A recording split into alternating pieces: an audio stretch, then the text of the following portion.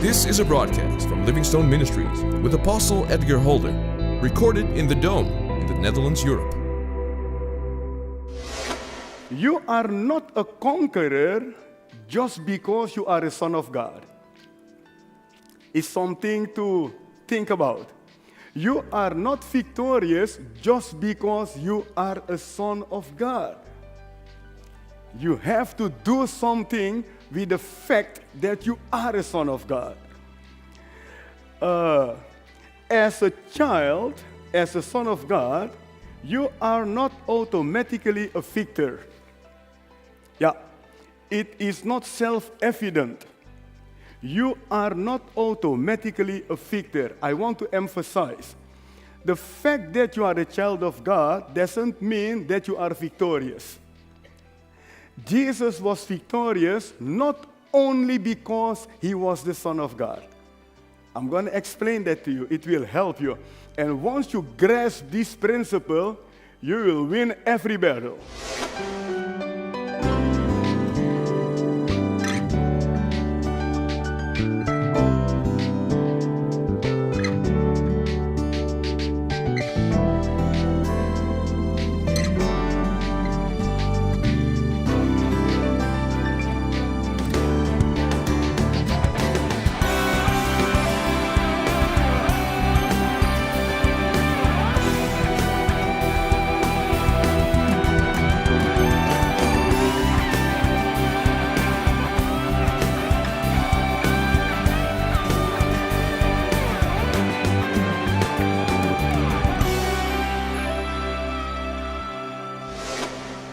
This is the day the Lord has made. We will rejoice and be glad in it. Thank God that we have the power to choose, and we can choose to rejoice in the Lord today. Rejoice in the accomplished work of Jesus Christ. Very welcome in our program this morning.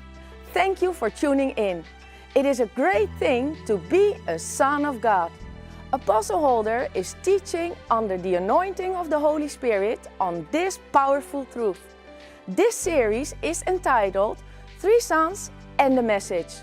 What a blessing to understand your position as a son of God.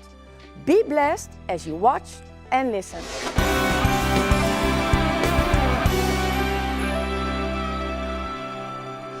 I want to teach on the subject, Three Sons and the Message. Three sons of God and the message. This message will bless you, inspire you, give you insight in your spiritual life, and help you to live powerful and victoriously. We must understand what it means to be a son of God. Yeah, how many here can say, I'm a child of God? Can you hear a good amen? Amen. Hallelujah. You're a son of God. The Bible calls us sons of God, and I'm going to explain that to you. Listen very carefully here. You are not a conqueror just because you are a son of God. It's something to think about. You are not victorious just because you are a son of God. You have to do something with the fact that you are a son of God. As a child, as a son of God, you are not automatically a victor. Yeah, it is not self-evident. You are not automatically a victor. I want to emphasize, the fact that you are a child of God doesn't mean that you are victorious.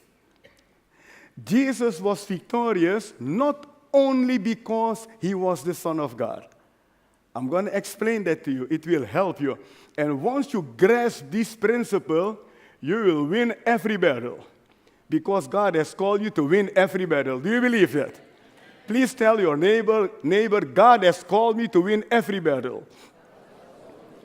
Yeah, absolutely, absolutely. So, as a child, as a son of God, you are not automatically a victor. It is not self-evident. As a son, you have the potency to conquer. As a son of God, you have the potency to conquer and to be victorious. Write it down. It's very important. If you are a son of God, you are a child of the living God, you have the potency to conquer and win every battle, but you are not automatically a victor. You are not automatically victorious. This is very important. There is something you have to do to demonstrate that you are a son of God. I'm taking it slowly because I want you to follow me carefully now. As a son of God, as a child of God, you have the potency to be victorious and to win every battle. But you are not automatically a victor. You are not automatically victorious. And today I'm talking about 3 sons of God and their message. Wow! You know, I preached about this subject last week, and I felt the urge to continue to help you to grasp the content of it and to grasp the core of it. Wow, God wants you to conquer. And how many here know that you need God's power to conquer in this life? Amen? Okay. So listen, as a son of God, and when we talk about the son of God, we are talking about sonship. When I talk about the son of God, it means it includes men and women. Yeah, it is sonship. We're talking about sonship. So instead of saying sons and daughters, I'm going to address you today as sons of God, and that includes men and women. So that's biblical. I'm going to explain it to you as we continue. So as a son of God, you have an inheritance. Believers must learn to think out of their inheritance and to live out of their inheritance. And you have to learn to think according to your inheritance and live out of your inheritance. You have an inheritance. As a child, you have an inheritance. Even in the natural, it is true. Children, they have an inheritance of parents. Is it true or not? They have an inheritance, and it depends what the inheritance is. It depends of the parents, what they have. And our Heavenly Father is wealthy, He's powerful, He's strong, He's almighty, so you have a powerful inheritance. Can you hear an amen? And as a son of God, you have to learn to live out of your inheritance. You have to learn it. Write it down. I have to learn to live out of my inheritance. You have to learn it. You have to learn it. Yeah, otherwise you will miss out with God. 3 sons and the message. Wow, what a powerful title. 3 sons and the message, and their message. Now, the first son I want to point out is Adam. You know, not always we think of Adam as a son of God. But it is very important to understand that Adam was a son of God. Yeah, it's very important. It's not a small thing. Adam was a son of God. The Bible tells us that. And I'm going to explain that to you and show it to you. This will give you insight in your spiritual life. It's important to understand that Adam was a son of God because you need the principles he had. You need the principles he had. In Adam's life, we see victory, and in Adam's life, we see defeat. And so, this was a son of God with defeat in his life. That's what I told you. The fact that you are a son of God doesn't automatically mean that you are victorious. Because I see in Adam's life that even though he was a son of God, he didn't make it. He missed it. And you and I should learn from his life. Look, the 3rd chapter, and then verse 38. Let's look there what the Bible tells us. Luke chapter 3, verse 38. Wow. I'm going to show you that Adam was the first son of God here on earth. Wow. Yes. Whoa. Write it down and do something with it. Take notes. It's important to take notes and make notes. Take notes and do something with it. Adam was the first son of God. In Luke chapter 3, verse 38, the Bible tells us that the son of Enos and the son of Seth, the son of Adam, the son of God. The Bible is telling us here who was whose son. Yeah? The son of Enos, the son of Seth, the son of Adam, and then it says Adam was the son of God. So when I'm telling you that Adam was the son of God, it is biblical. Can you hear an amen? Adam was a son of God, which was the son of God.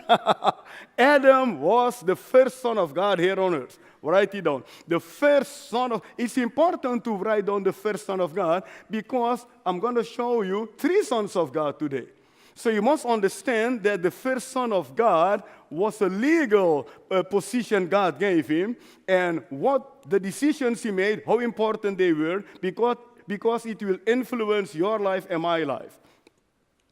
Adam, as the first son of God on earth, had an assignment. He had a job to do. Yeah. Do you agree? Adam had an assignment. He had a job to do. He had a task. God had given him a job to do here on earth. Adam was not here on earth doing nothing. Adam was here on earth to take care of his father's business. Can you hear an amen? Adam was God's representative here on earth. It's very, very important. That's why I told you, don't underestimate this truth that Adam was the son of God, because you need his example to know how to move as the son of God. And so, Adam was the son of God here on earth, and he had an assignment. He had a task, he had a job to do. Write it down. He had a message. His heavenly Father gave him a message. You will find all these principles back in your life as the son of God. But let's focus on Adam first. Adam had a message. God gave him a message. As a son of God, he had a message. And the message was to rule over all the earth. You can find it in Genesis 1:26. Adam was the son of God. The Bible tells us in Luke, the 3rd chapter, verse 38, that Adam was the son of God. So you don't have to doubt this truth. This is biblical truth. Adam was a son of God. He was the first son of God here on earth with an assignment, with a message. And the message was to rule over all the earth. The message was to live as God. Hello? The message Adam had was to live as God. Because in Genesis 1:26, the Bible tells us that God created Adam in his image and after his likeness. He was the son of God, had the authority of God, had an assignment, had the power of God, yet the tempter came and tried to deceive him, to give him another message. This is very, very important because every child of God, every son of God will have to deal with this fact in his life, in her life. Please write that down. Every son of God, every child of God will have to deal with this fact that the tempter will try to give you another message than that your Heavenly Father has given you.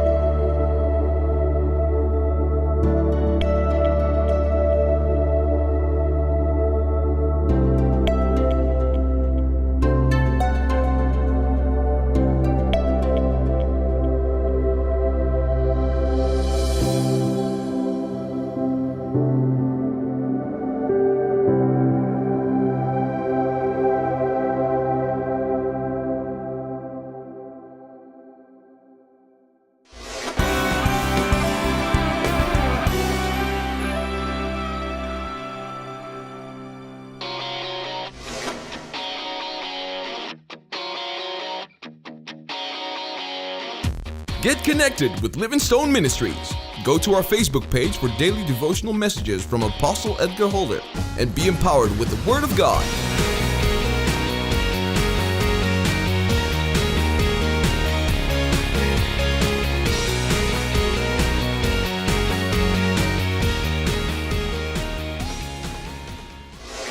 You are not a conqueror just because you are a son of God. It's something to think about.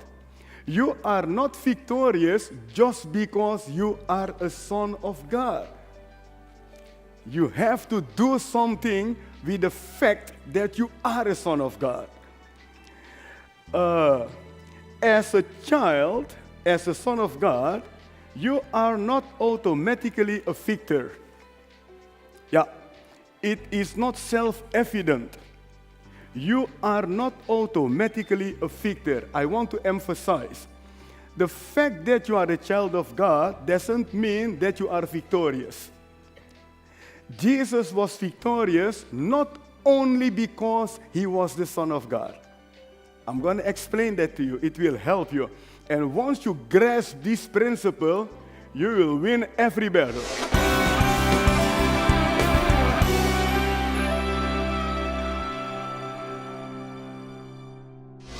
Adam, his assignment was to live as God here on earth. He was God's representative here on earth. Oh, this is such a powerful truth. And he had an assignment. God created Adam in his image and after his likeness. So it's not difficult to understand that God expected him to demonstrate God here on earth. Can you hear an amen? God created him in his image and after his likeness. So the only conclusion we can draw is God expected him to live as his representative, to live as God, to demonstrate who his heavenly Father is and was. Wow. So he was created in the image of God and after the likeness of God. And understand that Adam had authority. He had the authority and the power of God. If he was created after the likeness of God and in the image of God, then it is logic to think and draw the conclusion that he had the power of God. Can you hear an amen? Created in my image, after my likeness. God is a powerful God. God is an awesome God. And Adam had power, Adam had authority. In fact, God gave him the earth. The Bible tells us in Psalm 115, verse 16, the earth, God has given it to human beings. Hey, Psalm 115, verse 16 says, God has given the earth to man, to human beings, and heaven is his. So, if God gave the earth to human beings, that means he gave the earth to Adam. Hello? Because Adam was the first son of God here on earth. And God expected him to move in the power of God and the authority of God. And listen now carefully, because it's not difficult to follow this message. It will help you to be very strong. What happened in paradise? As long as Adam stuck to the message and believed what God told him to do, he was a successful man. Adam had a message. And the message was to rule over all the earth, take care of God's business here on earth. And what took place is that suddenly the tempter came on the scene. You must write this down because you and I, we will have the same confrontation with this tempter. The tempter came on the scene, the devil. And his idea was to draw Adam away from his message he received from his heavenly Father. Are you following me? So the tempter came. Adam was the son of God, but even though he was the son of God, that didn't hinder the enemy to try to mislead him, to try to deceive him. You must understand this pattern. It's very important. He was the son of God, had the authority of God, had an assignment, had the power of God, yet the tempter came and tried to deceive him, to give him another message. This is very, very important because every child of God, every son of God will have to deal with this fact in his life, in her life. Please write that down. Every son of God, every child of God will have to deal with this fact that the tempter will try to give you another message than that your Heavenly Father has given you. And it is sad to conclude that even though Adam had power and authority and the potency to be a winner, he became a loser.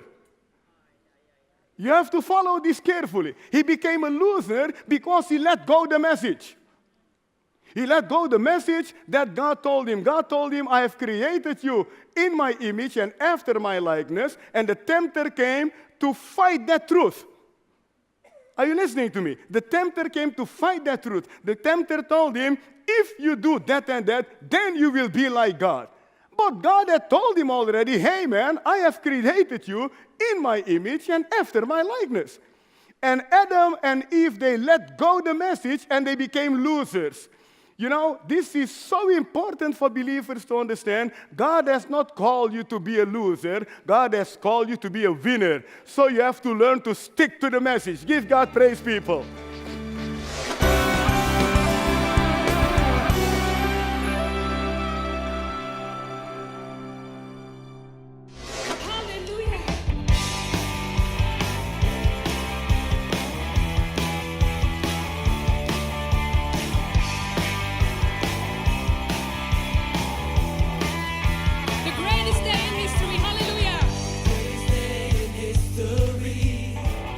That is beaten, you have